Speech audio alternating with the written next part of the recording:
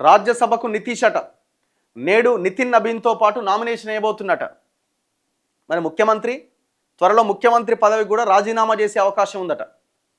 ఇప్పుడు ఆయన ఎన్డీఏ కూటమిలో కీలక భాగస్వామిగా ఉన్నాడు. బీహార్ ముఖ్యమంత్రి జనతాదళ్ యు జేడీయూ అధ్యక్షుడు నితీష్ కుమార్.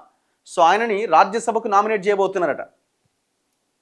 బీహార్ ముఖ్యమంత్రి జేడీయూ అధ్యక్షుడు నితీష్ కుమార్ రాజ్యసభకు ఎన్నిక కాబోతున్నారు. దీంతో ఆయన స్థానంలో మరొకరు ముఖ్యమంత్రి కాబోతున్నారు.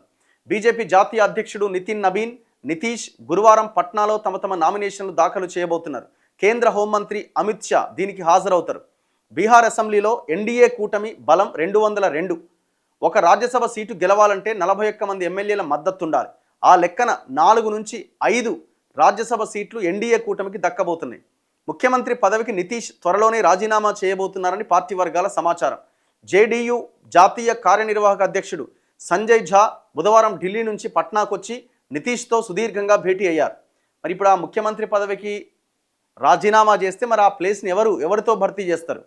బీజేపీ అభ్యర్థా, లేదు క్యాండిడేటా, లేకపోతే జేడీయూ ఎమ్మెల్యేని అక్కడ పదవిలో పెట్టే అవకాశం ఉందా? నితీష్ గత నవంబర్ 20వ తేదీన 10వసారి బీహార్ ముఖ్యమంత్రి అయిండు. ఆ రాష్ట్రాన్ని అత్యంత ఎక్కువ కాలం పాలించిన ఘనత ఆయనదే. దానికి ప్రధాని నరేంద్ర మోదీ సహా పలువురు ప్రముఖులు హాజరయ్యారు. 4 నెలల్లోపే నితీష్ ఆ పదవి నుంచి వైదొలగబోతుండడంతో వారసుడు ఎవరనే ప్రశ్న మొదలైనవి.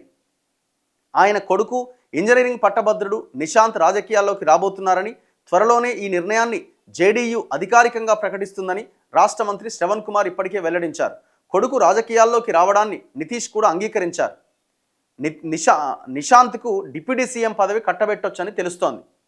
మరి ఎవరు మొత్తం అంతా బీజేపీ చేతులు ఉన్నది వ్యవహారం.